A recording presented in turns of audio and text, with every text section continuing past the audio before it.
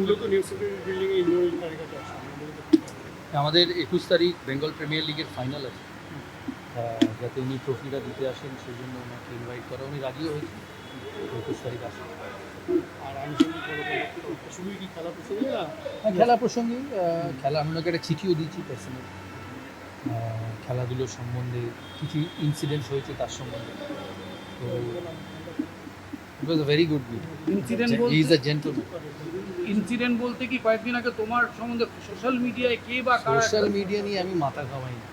ওই ইডি না ওইটা উনি স্পোর্টস মিনিস্টার, ওনার সাথে এসব ডিসকাস করি। সামগ্রিক খেলার উন্নয়নের ক্ষেত্রে কি করা যেতে পারে বা কি সেসব সে কথা হয়নি কারণ খুব কম সময় ছিল, আর প্রথমবার উনিও অফিস নিয়েছেন, কিছুদিন হয়েছে।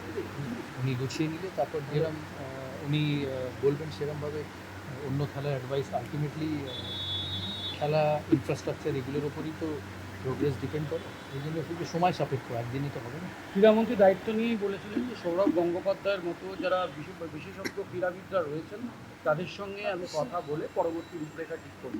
আজকে সেই নিয়ে কিছু আলোচনা না, হয়েছে? আজকে সেই নিয়ে কিছু হয়নি, আস্তে আস্তে হবে। আমি বেসিক্যালি এসেছিলাম ফাইনালটার জন্য ইনভাইট করতে, উনি আসবেন, তারপর আস্তে আস্তে কথা হবে। সব রকম ওনার যা লাগবে আমরা হেল্প করব।